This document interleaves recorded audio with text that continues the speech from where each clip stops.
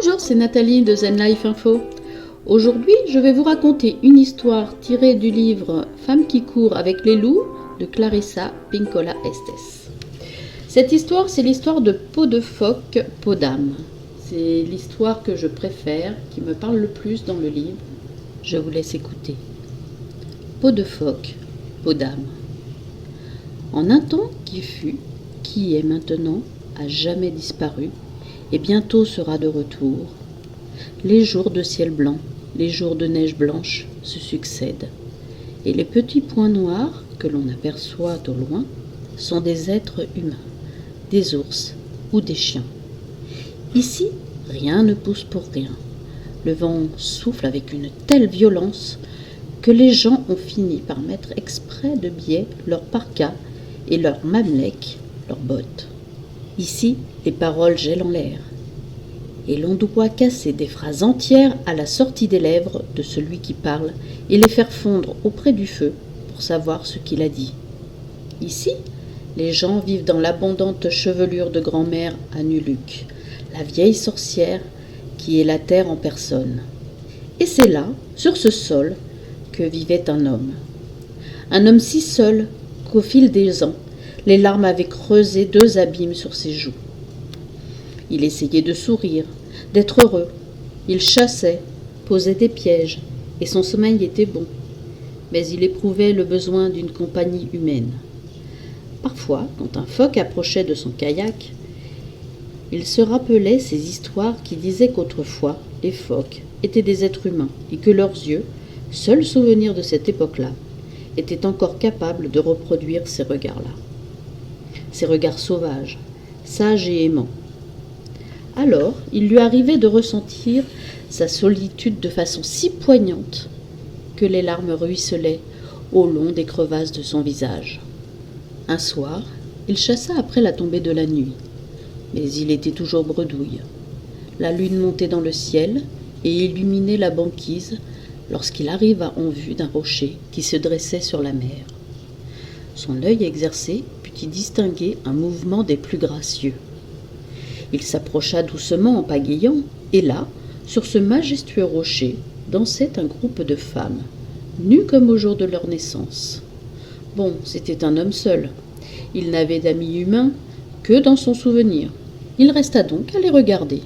Les femmes semblaient faites du lait de la lune, et sur leur peau brillaient de petites taches d'argent pareilles à celles des saumons du printemps. Leurs pieds et leurs mains étaient longs et très gracieux. Elles étaient si belles que l'homme resta cloué de stupeur dans son bateau, tandis que l'eau venait battre la coque et le rapprochait du rocher. Il entendait les rires de ces femmes superbes. Du moins lui semblait-il qu'elles riaient, à moins que ce ne fût le rire de l'eau contre la paroi du rocher. L'homme, ébloui, ne savait que penser, mais la solitude qui pesait sur sa poitrine comme une dépouille humide disparut soudain et, presque sans savoir ce qu'il faisait, il bondit sur le rocher et déroba l'une des peaux de phoque qui se trouvait là. Il se dissimula derrière un affleurement et la fourra dans sa parka. Bientôt, il entendit l'une des femmes crier quelque chose d'une voix qui était la plus belle qu'il n'ait jamais entendue. Un peu comme le chant des baleines au lever du jour. Ou plutôt non, c'était plutôt comme les louveteaux qui jouent au printemps. Ou plutôt non, c'était mieux que ça. Mais cela n'avait pas d'importance, parce que... Ah, maintenant, que faisaient les femmes? Eh bien, elles revêtaient leur peau de phoque, et une par une, les femmes phoques se glissaient dans la mer avec des petits cris de joie. Toutes, sauf une, la plus grande, qui cherchait partout sa peau de phoque, en vain. Quelque chose, il ne savait quoi, encouragea l'homme. Il quitta l'abri du rocher et lança. « Femme, sois mon épouse. Je suis un homme seul, si seul. »« Je ne peux être une épouse, répondit-elle, car je suis de celles qui vivent en dessous. » L'homme insista. « Sois mon épouse, répéta-t-il. Dans cet été, je te rendrai ta peau de phoque, et là, tu pourras partir ou rester comme tu voudras. » La jeune fille phoque lui lança un long regard qui avait tout d'humain. Elle dit à regret. « Je viens avec toi, et dans cet été, il en sera décidé. Ils eurent un enfant qu'ils appelaient Oruc. C'était un enfant souple et grassouillet. En hiver, sa mère lui racontait des histoires sur les créatures qui vivent sous la mer, tandis qu'avec son long couteau, son père découpait un ours ou un loup en petits morceaux. Quand sa mère portait l'enfant pour le mettre au lit, elle lui montrait les nuages qu'on apercevait par le conduit de fumée. Elle lui décrivait les formes qu'ils prenaient, sauf qu'au lieu de les comparer aux corbeaux, à l'ours et au loup, elle lui parlait des morses, des baleines, des phoques et des saumons, car elle ne connaissait pas d'autres animaux. Mais le temps passant, sa peau vint à se dessécher, disquama, puis se craquela. Ses paupières pelèrent, ses cheveux commencèrent à tomber. Elle devint d'une pâleur mortelle. Elle perdit de ses rondeurs et tenta de dissimuler qu'elle boitait. Chaque jour, sans qu'elle le veuille, son regard devenait de plus en plus terne. Elle se mit à tendre les mains devant elle pour trouver son chemin, car sa vue s'obscurcissait. Il en alla ainsi jusqu'à ce qu'un soir, l'enfant Oruc fut réveillé par des cris et se dressa sur sa couche de peau de bête. Il entendit un rugissement d'ours. C'était son père qui réprimandait sa mère. Elle entendit ses pleurs semblables à un tintement d'argent sur de la pierre. C'était sa mère. « Tu as caché ma peau de phoque il y a 7 longues années, et maintenant, le 8e hiver arrive, je veux qu'on me rende ce dont je suis faite, » gémissait la femme phoque. « Et toi, femme, si je te la rends, tu me quitteras, » grondait son mari. « Je ne sais ce que je ferai. Tout ce que je sais, c'est que je dois avoir ce à quoi j'appartiens. »« Tu me laisseras alors sans épouse et l'enfant sera sans mère. Tu es mauvaise. » Sur ces mots, l'époux rejeta brutalement de côté la portière de cuir et disparut dans la nuit. L'enfant aimait énormément sa mère. Il eut peur de la perdre et pleura longuement. Il finit par s'endormir avant d'être réveillé par le vent. Un vent étrange qui semblait l'appeler. « Oruc, Oruc !» Il quitta son lit si vite qu'il mit sa parka à l'envers et enfila la moitié de ses bottes. Il entendait toujours son nom. Il se précipita comme un fou dans la nuit semée d'étoiles. « Oruc !»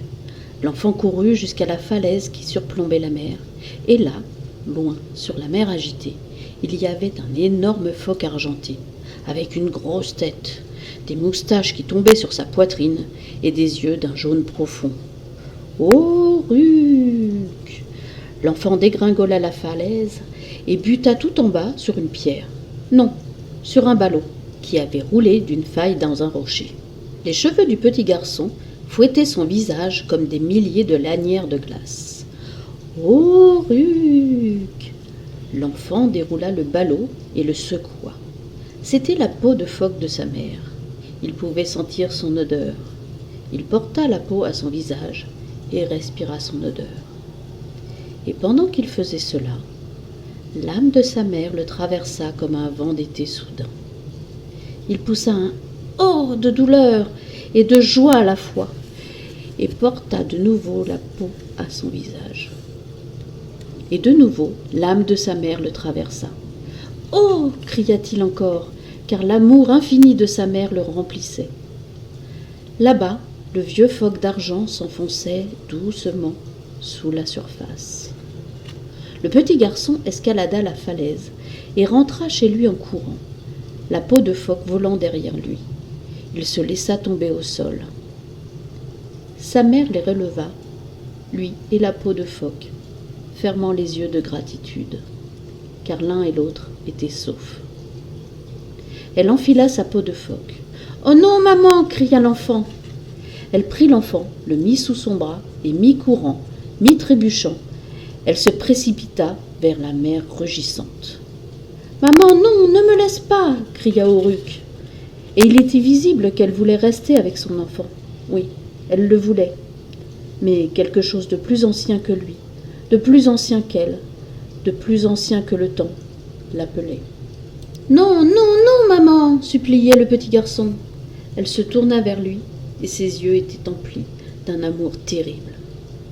Elle prit le visage de l'enfant entre ses mains et lui insuffla sa douce respiration dans les poumons. 1 fois, 2 fois, 3 fois. Puis, le tenant comme un précieux ballot sous le bras, elle plongea sous la mer et s'y enfonça de plus en plus profondément. Et la femme phoque et son enfant respiraient parfaitement sous l'eau. Ils nagèrent ainsi jusqu'à ce qu'ils parviennent au havre sous-marin des phoques, où dînaient et chantaient, dansaient et parlaient toutes sortes d'animaux. Là, le grand phoque qui avait appelé Oruc depuis la mer, dans la nuit, étreignit l'enfant et l'appela son petit-fils. « Comment vont les choses là-haut, ma fille ?» demanda le majestueux phoque d'argent. La femme phoque détourna les yeux. « J'ai blessé un humain, père, un homme qui a tout donné pour m'avoir. Mais je ne peux retourner auprès de lui, car j'y serai prisonnière. »« Et le garçon, mon petit-fils ?» interrogea le vieux phoque d'une voix tremblante de fierté. « Il doit partir, père. Il ne peut rester, car son temps parmi nous n'est pas encore venu. » Ainsi, les jours et les nuits passèrent, 7 pour être exact, au cours desquels la femme retrouva son lustre, sa belle couleur sombre. Elle eut de nouveau une bonne vue et redevint bien en chair. Elle nageait sans être handicapée et vint le temps de ramener l'enfant à terre. Cette nuit-là, son vieux grand-père phoque et sa mère magnifique le prirent entre eux et nagèrent vers le monde du dessus. Là, ils déposèrent doucement Oruc sur les rochers du rivage, dans la clarté de la lune.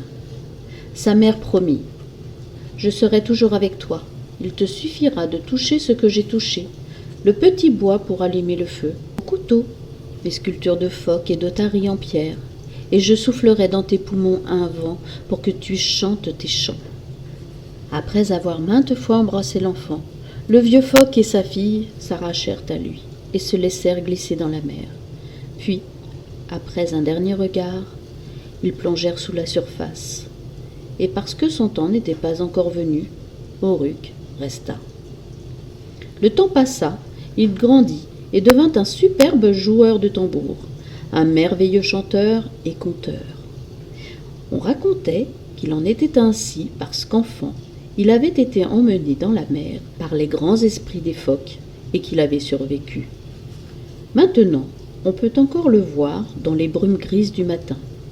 Après avoir attaché son kayak, il s'agenouille sur un certain rocher sur la mer et semble parler à un certain phoque, une femelle qui vient souvent près du rivage.